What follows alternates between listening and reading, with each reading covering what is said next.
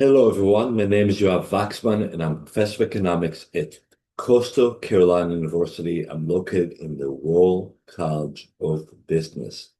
And in this video, we're going to talk about lesson 9 for Econ 202 on microeconomics. And this lesson is about income inequality.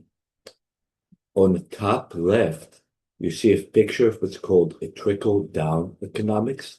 This theory was developed by President Ronald Reagan back in the 1980s.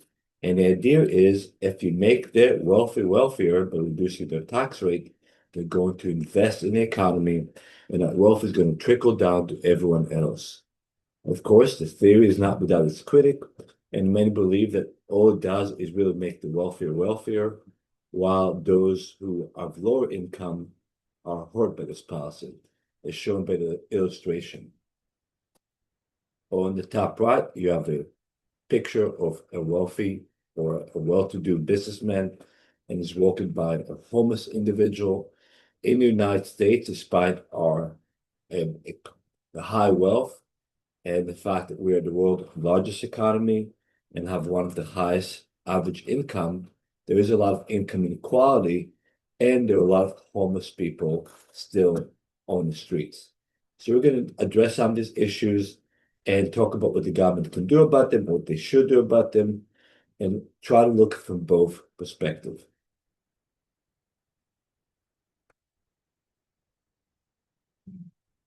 So let's begin with introduction. This presentation examined the causes of income inequality. We'll find out there are a variety of causes, including technological innovation, globalization, the difference in salary between CEOs and typical employers. We look at all those differences. We're going to also discuss the poverty rate. The government actually has a very specific definition of what poverty is, and it varies by location. So, of course, if it's more expensive to live in a certain area, the poverty line is a bit higher for that area. We're also going to examine demographic differences, including differences in gender and race, and how they impact poverty. We're going to look at various public programs like the SNAP program, which provide supplemental nutrition to address poverty. And we're going to look at the rise of inequality to education, technology, and globalization. We're going to include examples both for the United States, which will be our main focus, but then we're going to zoom out and look at the world as a whole and how we measure compared to other countries when it comes to income inequality. On the bottom left, you have a graph of the wealth distribution in the United States. Now, it's important to note the difference between income and wealth. The income is how much you make, typically measured in a given year, where the wealth is the value of all your long-term assets, including your real estate, stocks, bonds, and other investments. So we see a couple of things in this graph. First of all, the top percent in the United States owns more than a quarter of the wealth, and that portion has been steadily increasing. And we also see the same is true for the top 10% in the United States. And while the bottom 40% or the upper 40% share has decreased, and the share of the wealth of the bottom 50% has almost disappeared. So the bottom 50% of wealth owners in the United States own less than 1% of all the wealth in the US. On the bottom right, we see a picture of a labor union. One of the reasons for the increasing income inequality is that labor unions used to have a lot more power in the US and have fought hard for labor rights, including higher wages, but they have been considerably weakened for a variety of reasons, and now labor unions don't play such an important role in US politics. Let's discuss income inequality and what it is. Income inequality refers to the distribution of income between the poor and the rich. There are a variety of ways to measure it, but we know that if you look at any measurement, income inequality has been increasing since 1980. So 1980 was a turning point in US politics. Before that, we saw a decrease in income inequality. We're becoming a more equal society. And since then, we're becoming increasingly unequal. As I noted earlier, there are different ways to look at income inequality, but one of the most common ways is called the Gini coefficient. The Gini coefficient is illustrated by the graph on the bottom left. So think of this graph as a distribution of income.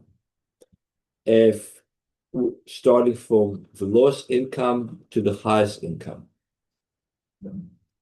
If everyone has an equal income, the Lorenz curve, which separates the red and the green area, or A and B, would be a perfectly straight line.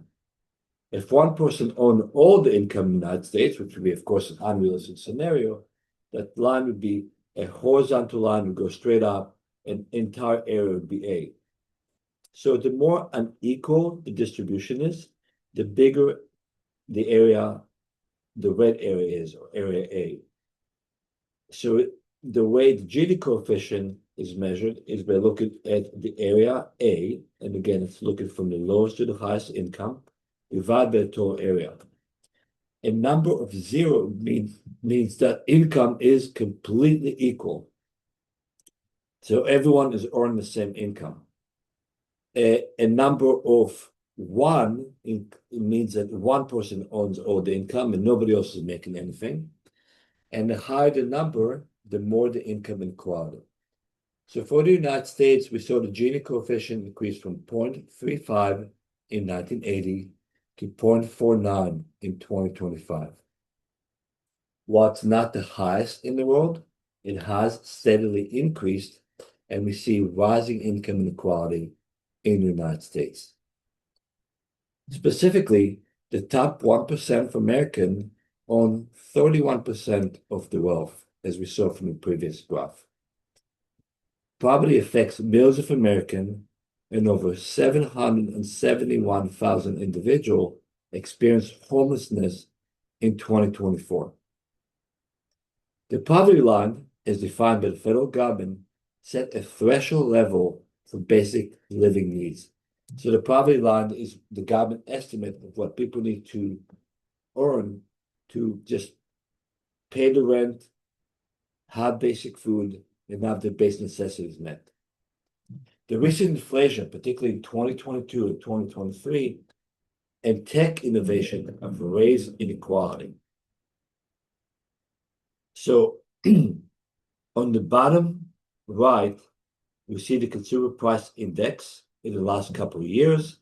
And during the COVID pandemic of 2020, we saw prices actually decrease briefly during the spring, but then they rose very quickly, mostly due to shortages of raw material and logistical problems. So in 2022 and 23, we had very high historical inflation, the highest since the early 80s. Since then, prices have leveled off, but this high inflation increased the price of groceries, rent, and basic necessity, and therefore increased income inequality, particularly because the wages of wealthy individuals kept up with inflation, where the wages of poor individuals has not kept up at the same rate. Let's examine poverty in the United States. In 2020, approximately 37 million Americans lived in poverty. Poverty has a very specific definition, and again refers to that poverty line that is calculated by the federal government for each state, and in some cases for cities as well. The poverty rates are higher for African American, Hispanic, and youth. So some minorities have a high risk of poverty, and we also saw people who are young, not surprisingly, when they start off, a lot of time they work at minimum wage, working for fast food restaurant or similar type of job, and many times they end up below the poverty line.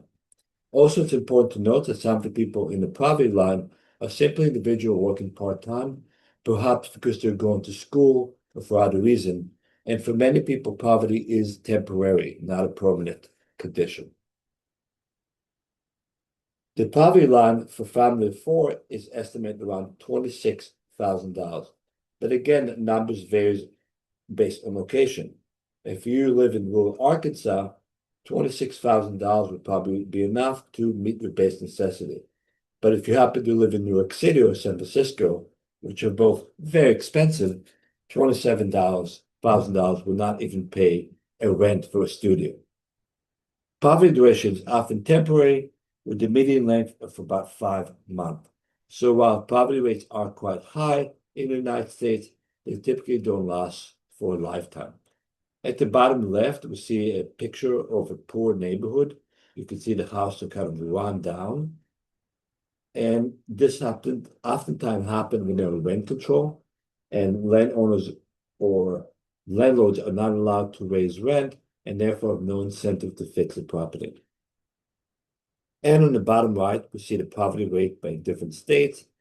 Some of the lowest rates of poverty are in states like New Hampshire and Utah, where the highest rates are in the Deep South, like Mississippi, Louisiana, and sometimes in New Mexico is also quite high. So what are the causes of income inequality? In other words, why are people paid different income? One of the biggest reasons is that people who have more education, people who have a bachelor degree, a master's degree, a PhD, receive higher wages. And there's a very clear correlation between the level of education an individual get and how much money they make. And generally, the longer you stay at school, the more money you earn. Even some college education is better than no college education, but completing a degree in college will definitely increase your income potential. Workers with specialized skills, regardless of formal education, like knowing IT or engineering, tend to earn more. So having a degree in philosophy is wonderful, but if you have a high specialized skill at IT, then your skills are really needed, particularly things like cybersecurity or system development. Executives are paid more than entry-level workers. So that's what part of the reason for the gap. And we see that specific gap increase over time. We also see jobs that carry higher risk, like let's say an airline pilot or somebody working in building construction. They tend to make more than jobs with low risk. So specifically, if you look at low-skill jobs, those who carry higher risk tend to also award with higher salaries. Otherwise, we would have a hard time attracting workers for that particular industry. Capital ownership can also lead to income inequality. So that is about how much you earn, which is called your earned income.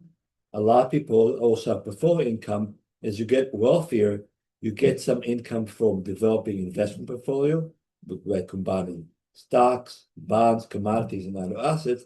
And that's one of the reasons why the wealthier people have a higher income. Gender and race also play a very important role, and there's a big discussion whether there are discriminatory practices in the United States. So at the bottom left, we see the comparison for different races in the United States, Caucasian, Asian American, African American, Latinos, and Native Americans, and the difference in gender.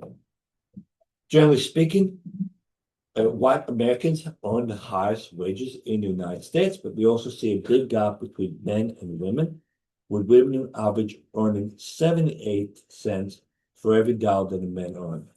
Now, there are a couple of things that account for that gap, and it's important to recognize it. Part of the reason is that women tend to work in industries that pay lower wages, like nurses, service at restaurants, and so on. However, even if you look at the same job, we see that women earn less than men. So about 60% of that gap is accounted for, 16% by differences inside the same job. And there could be various reasons for this. One of the reasons might be that women may have to leave the job when they give birth for a period of time, and therefore they kind of fall behind. But not a big reason is that women don't tend to negotiate for higher wages, and therefore that creates part of their wage gap. We see the same wage gap across other races, but we also see that other races in the United States get paid less. Asian Americans get paid almost as much as white Americans, but Black Americans make 65 cents for males for every dollar that white American make. Latinos make 0.62 cents, and Native American makes 69 cents. So there are differences both across gender and across race. Now, why is this income inequality growing? There are a variety of reasons. If we look at the top quintile, which is the top 10% of earners in the United States, they earn nearly half of all the national income. And that portion has been increasing over time. Technology rewards skills and displaces low-skilled workers. So as the world becomes more sophisticated, it becomes increasingly important for people to get formal education and on-the-job training. And that means that people who are educated get awarded with higher income compared to people who are not educated. More jobs now require a college degree, and that increases what's called the earning premium between college graduates and high school graduates. So at the bottom left, we see a graph, and this is called the wage premium. In other words, in percent, how much does a college graduate makes above what a high school graduate would make? So the line at the bottom will show the premium for college. In 1980, the premium was only about 30%, and since then it grew to about 50%. So a college graduate now make 50% more than a high school graduate. The gap for graduate degrees increased by even more. Graduate degree were not as important in 1980s, and they earn on average maybe around 45% more than high school graduate. But now we see that gap increase to over 100%. So those with a graduate degree earn about twice as much on average than those with only a high school degree. CEO salaries have also risen by more than 1,000% since the 1970s. So the gap between the CEO, with the head of the company, and the typical worker was relatively small in the past. If you look at the graph at the bottom right, in the 1960s, that gap was maybe 20. So the CEO would make about 20 times as much as the typical worker. And in the 1990s, we saw this big jump in that gap, almost all the way up to 400. So in the early 90s, the typical CEO made about 100 times more than typical worker. And by the late 90s, that number increased to over 350 times more.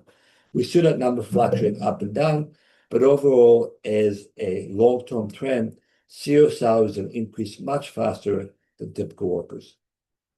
We also see the number of single parents household has doubled. Most single parents household are women, and we saw in the previous graph, women tend to earn less than men, and therefore we saw that household income for those decrease because they're only run by one individual, typically a woman. Now, there are arguments that people should be able to get out of poverty. And as noted earlier, for most people, poverty is a temporary position. But for many individuals, poverty is more permanent. And this is known as a poverty trap because there are a variety of things that makes it very difficult for this individual to gain wealth, especially generational wealth, which means wealth that passes from one generation to the next. Most poor people, for instance, rent. And the reason they do it is they cannot save enough money for that larger down payments that you have to make on a house. So if you're buying a house for, let's say, $200,000, you will need at least $40,000 in down payment, plus maybe another $5,000 to $10,000 in closing costs. And when you're poor, it's really hard to save that money.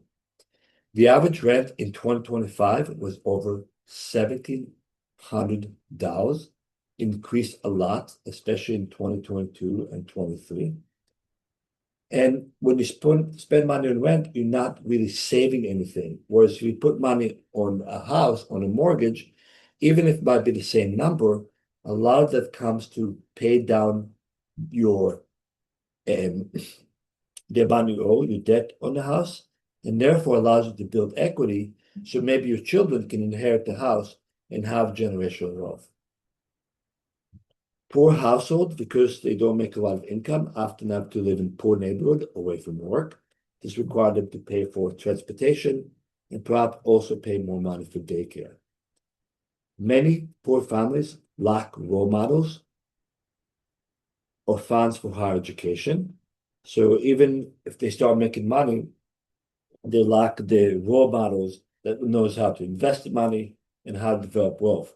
Well, kids who grow up in a wealthy family, they learn usually from their parents how to save, how to invest, and how to manage their money. Most poor people do not get health insurance from work. So not every employee in the United States has to provide insurance. If you look at the illustration on the bottom left, only employers with 50 workers or more have to provide health insurance, and they only have to provide it for full-time workers. So those who work part-time and those who work for smaller employers, which is often the case for poor people, will not usually get health insurance from their employers, and they have to pay a lot more for health insurance on their own.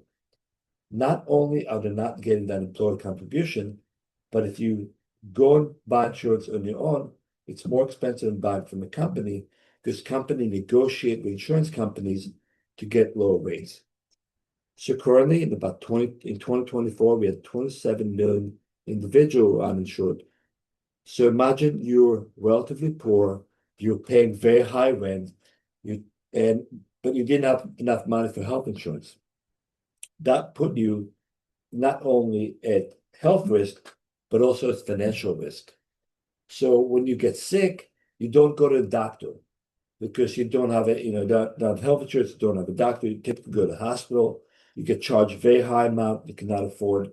And a lot of time, even when you start getting ahead, any type of health problems will pull you back into poverty.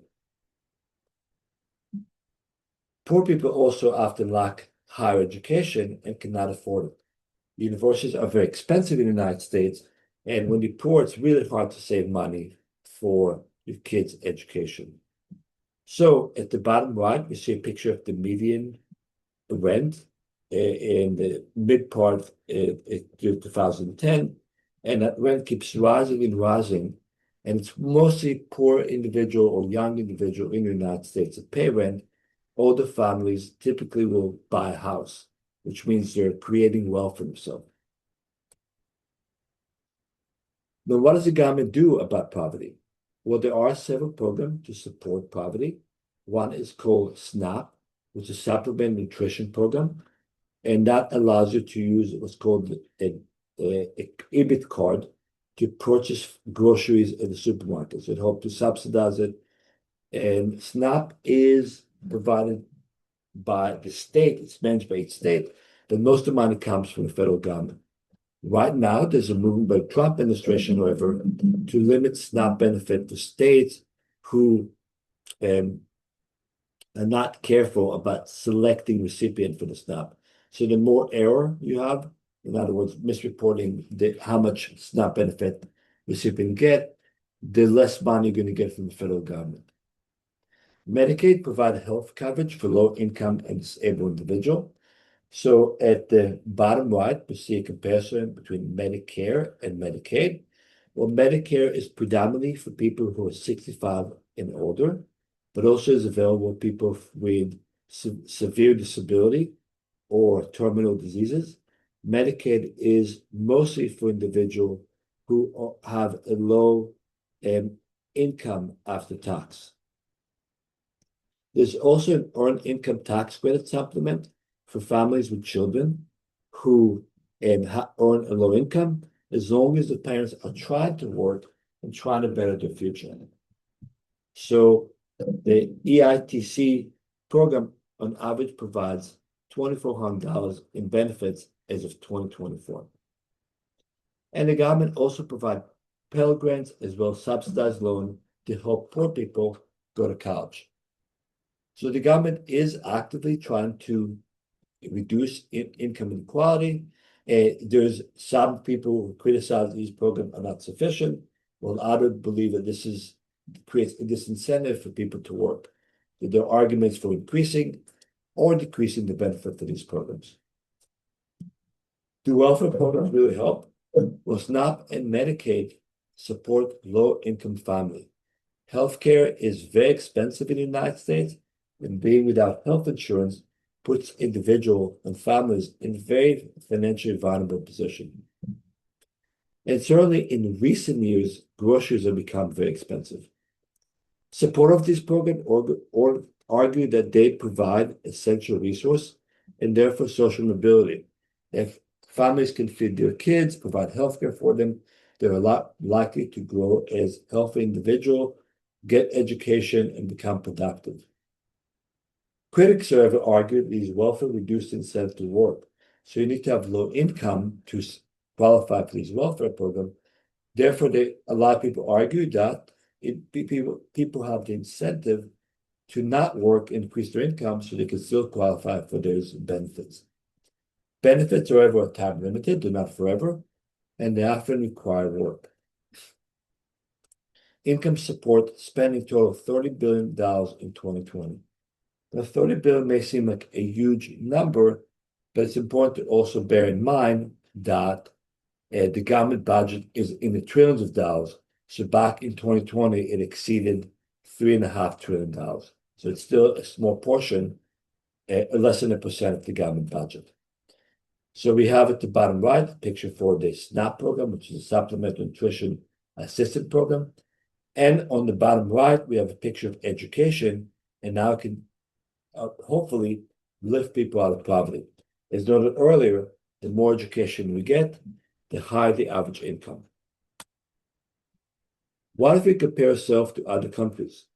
Well, the US is kind of in the middle. If you look at the map of the world at the bottom right, we see the United States wedged between Canada, which has better income equality, and Mexico, which has worse income equality.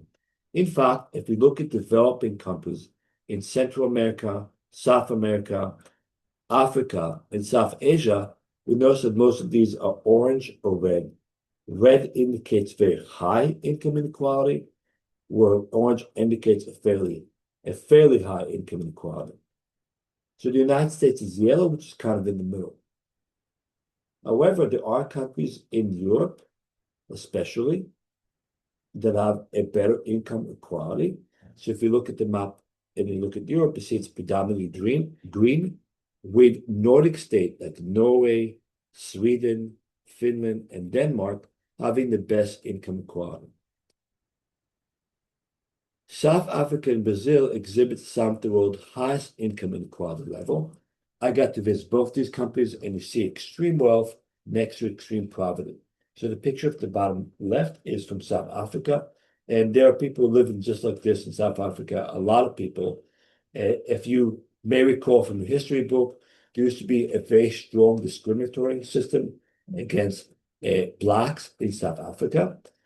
South Africa has a small, very wealthy white minority, and Black people who are still struggling, even though that system no longer exists, they were stuck in poverty for many generations and therefore have a hard time climbing out of it. By contrast, Norway and Sweden have a lot of income equality, and part of it is because they have high taxes. Sweden, for example, have an average income tax of 52%. However, these countries provide extensive social welfare system. In Sweden, in Norway, in other countries, healthcare is free. Higher education is free. In fact, in Sweden, you even receive a stipend if you go to college. So this is very different from the United States, where you have to pay for college, and usually quite a bit. So what is the policy to reduce inequality? Well, for starters, a progressive income and corporate tax system requires higher earners to pay higher percent of their income. The more progressive the tax, the more equality it creates. The less progressive, the less equality. Government also can subsidize public education and provide K-12 education for free. As I noted earlier, the student receive a stipend to attend college. So not only they don't have to pay for it, but all their living expenses are covered. Some programs help the poor allocate to the wealthy areas. So there's a program created in the 1960s and 70s. It took some poor people and moved them to wealthier neighborhood. And the programs had some really incredible impact, not so much on the parents, but on the children who grew up in those neighborhoods and saw a very different life and saw the potential of going to college and getting higher education, getting a good job. And then we can subsidize mortgages to increase home ownership. As noted earlier, most people, poor people rent their home, which means they're not developing any wealth. Lastly, inheritance tax reduce intergenerational wealth. Now, there are again varying opinions on this. Some people see student loan as a drag, something that's financially driving you. Other people see it as a tool to finance higher education. Some people see a high earning tax as fair because it tends to tax the very wealthy. Well, a lot of people see it, as you can see from the illustration in the bottom right, as an unnecessary burden for families.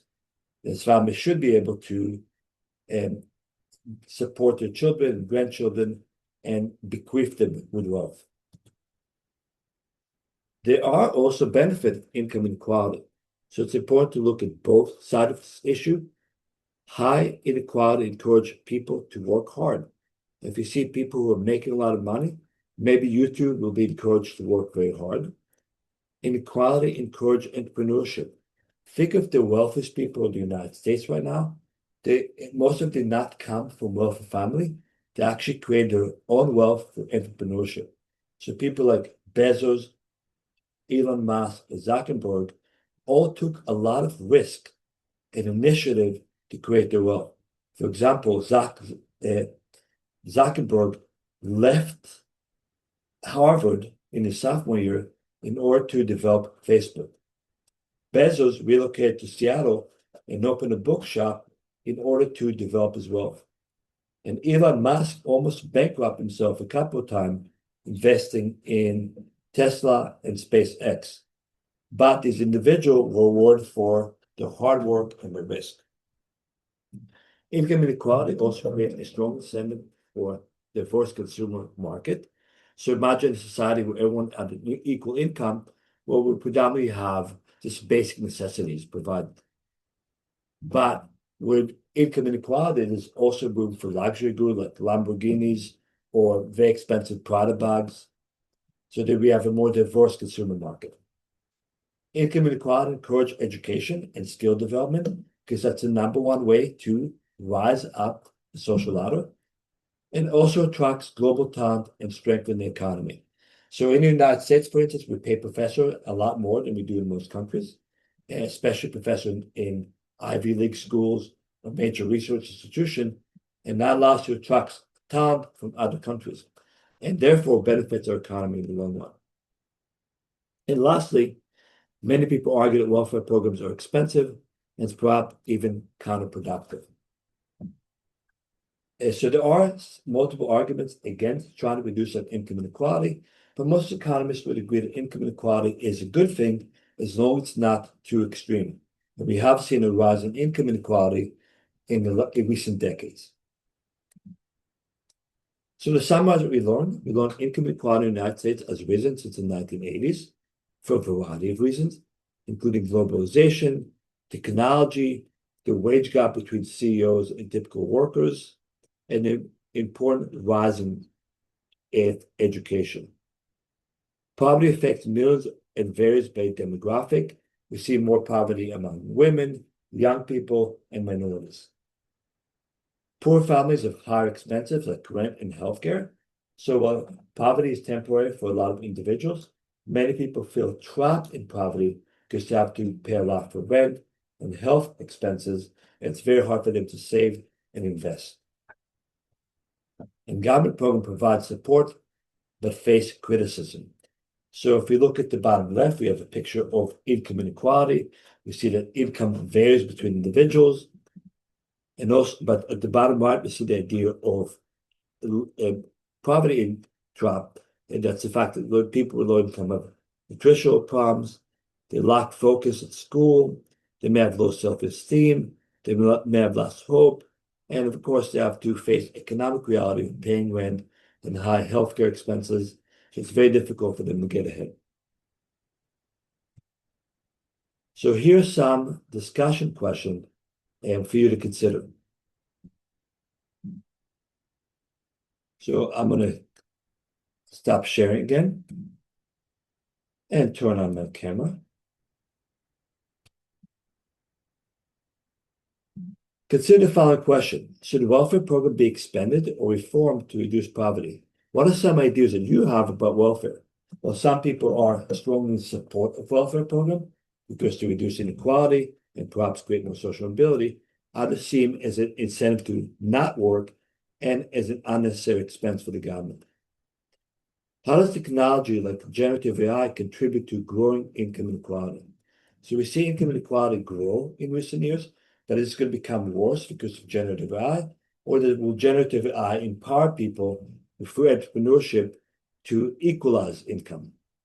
And finally, should the U.S. government provide free higher education for poor families? So higher education is actually a common right in most highly developed countries. So we see most European countries provide free higher education, or this highly subsidized higher education. Is this something we should do in the United States, at least for poor families? So again, thank you so much for joining me today. And I hope you had an entertaining and educational lesson. And I hope to see you in other videos. Have a wonderful day.